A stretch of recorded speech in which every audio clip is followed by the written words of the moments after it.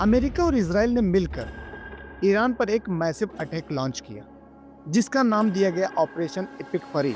We are going to destroy their missiles and raise their missile industry to the ground. It will be totally again obliterated. इस operation के बाद Iran ने जो retaliation किया उसने सिर्फ इजराइल को ही नहीं बल्कि दुबई, कतर, बहरीन, कुवैत जैसे गल्फ कंट्रीज को भी कॉन्फ्लिक्ट जोन बना दिया। और सबसे इम्पोर्टेंट बात ये कि इस वॉर का इम्पैक्ट सिर्फ मिडिल ईस्ट तक ही सीमित नहीं बल्कि ये इंडिया जैसी कंट्रीज पे भी इम्पैक्ट कर सकता है। तो आखिर ये सब शुरू कैसे हुआ, चलिए समझते हैं इस स्टोरी में पूरी डिटेल्स के साथ।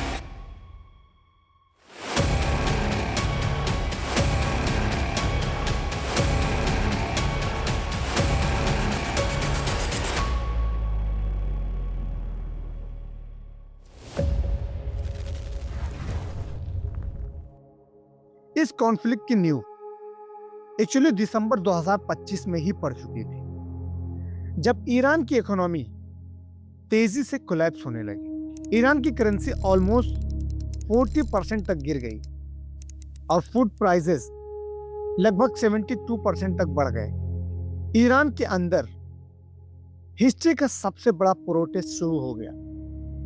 लाखों लोग सड़कों पर आ गए और गवर्नमेंट्स के खिलाफ डेमोन्स्ट्रेशन होने लगे। सिचुएशन इतनी टेंस हो गई कि गवर्नमेंट ने प्रोटेस्ट को कंट्रोल करने के लिए फोर्स का यूज किया। रिपोर्ट्स के अकॉर्डिंग इन प्रोटेस्ट के दौरान 30,000 से ज्यादा लोग मारे गए। इस दौरान अमेरिका ने डिक्लेयर किया कि ईरान की गवर्नमेंट अनस्टेबल हो चुकी है। Prevent this very wicked, radical dictatorship. Hour of your freedom is at hand. Experts कह रहे थे कि 2003 इराक वॉर के बाद ये रीजन का सबसे बड़ा मिलिट्री प्रिपरेशन है। Forces are in the early stages of military operations to disarm Iraq and to defend the world from grave danger. लेकिन इंटरेस्टिंग बात ये थी, स्ट्राइक वॉर होने से एक दिन पहले ओमान ने ऑफिशियली अनाउंस किया था कि ईरान और अमेरिका के बीच पीस डील रेडी हो चुकी है। Peace deal is within our reach. लेकिन अगले ही दिन सब कुछ चेंज हो गया। सडनली ईरान के मल्टीपल सिटीज पर बॉम्ब्स गिरना शुरू हो गए और यहीं से सिचुएशन डेंजरस लेवल पर पहुंच गई। लेकिन फिर एक ऐसा मोमेंट आया जिसने पूरी दुनिया को शॉक में डाल दिया। एक प्रिजन स्ट्राइक ईरान के supreme leader Ayatollah Ali Khamenei के कंपाउंड पर गिर गई। रिपोर्ट्स कंफर्म करती है कि इस स्ट्राइक में खामनेई की डेथ हो गई। सिर्फ वो ही नहीं बल्कि उनके फैमिली मेंबर्स और ईरान के मल्टीपल टॉप मिलिट्री कमांडर्स भी इस डिफेंस में काउंसिल मीटिंग के दौरान मारे गए। ईरान के स्टेट मीडिया ने भी इस न्यूज को कंफर्म किया। हजरत आयतुल्लाह उज़्मा सैयद अली हुसैनी खामेनेई در راه سربلندی حرم جمهوری اسلامی ایران شهد گوارای شهادت را نوشیدند और कंट्री में 40 दिन का नेशनल शोक अनाउंस कर दिया गया। ईरान के अंदर रिएक्शंस काफी डिवाइडेड था।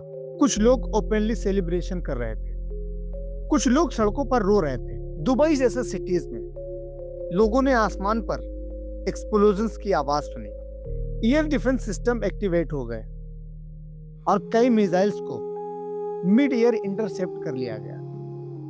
लेकिन इंटरसेप्ट होने के बाद उनके डेब्रीज नीचे गिरने लगे जिनकी वजह से कई जगह फायर लग गई। दुबई एयरपोर्ट को टेम्परली खाली करवा दिया गया और कई फ्लाइट कैंसिल कर दी गई। कुछ रिपोर्ट्स में यह भी क्लेम किया गया कि ड्रोन्स को बुर्ज खलीफा के आसपास इंटरसेप्ट किया गया। इस वॉर का इम्पैक्ट सिर्फ मिडिल ईस्ट तक ही सीमित नहीं है। स्पेशली इंडिया के लिए ये वॉर सबसे ज्यादा सीरियस और खतरनाक हो सकती है। एक रीजन ये भी है, स्ट्रेट ऑफ हॉर्मुज जो दुनिया का सबसे इंपॉर्टेंट ऑयल शिपिंग रूट माना जाता है। इंडिया अपना 50% से ज्यादा क्रूड ऑयल इसी रूट के थ्रू इंपोर्ट करता है। हर दिन around 2.6 million barrels oil India gulf countries से इंपोर्ट करता है।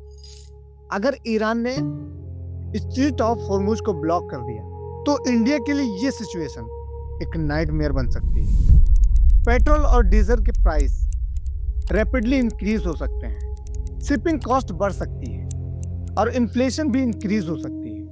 ह्यूमन इम्पैक्ट भी इक्वली कंसर्निंग है। गल्फ कंट्रीज में 1 करोड़ से भी ज्यादा इंडियंस रहते हैं। वर्कर्स, इंजीनियर्स, स्टूडेंट्स और फैमिलीज जो वहां अपनी लाइफ बिल्ड कर रहे हैं। जिन एरियाज में मिसाइल्स और ड्रोन अटैक हो रहे हैं, वहां उनके रिलेटिव और फ्रेंड्स हो सकते हैं।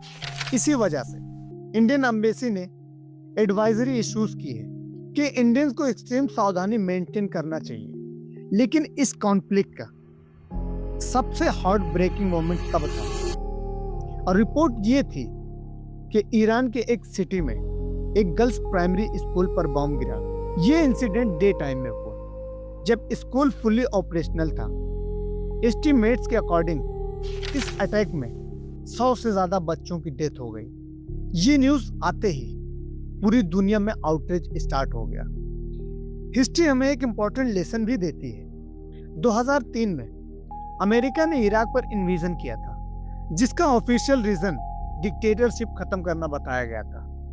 लेकिन उस वॉर के बाद इराक लगभग 20 साल तक इंस्टेबिलिटी में रह गया। इसी वजह से एक्सपर्ट्स कह रहे हैं कि अगर ईरान भी अनस्टेबल हो गया तो मिडिल ईस्ट का पूरा बैलेंस पूरी तरह कोलैप्स कर सकता है और इसका असर पूरी दुनिया पर पड़ेगा। अब अगर इस जंग को कंट्रोल नहीं किया गया तो ये कॉन्फ्लिक्ट सिर्फ एक रीजनल वॉर नहीं रहेगी, ये और भी ज्यादा डेंजरस और सीरियस हो सकती है। तो अब देखना ये है कि ये डिप्लोमेसी इस सिचुएशन को शांत करेगी या और भी बड़ा वॉर जोन बनने वाली है। दोस्तों, आपको क्या लगता है, ये वॉर रुकेगी या और भी पूरी दुनिया के लिए खतरनाक साबित हो सकती है? जैसा भी हो कमेंट्स में जरूर बताएं, और अगर वीडियो पसंद आया हो तो उसे लाइक करें और ऐसी ही वीडियो को देखने के लिए हमारे इस चैनल को सब्सक्राइब करें। मिलते हैं अगली वीडियो में, तब तक के लिए जय हिंद।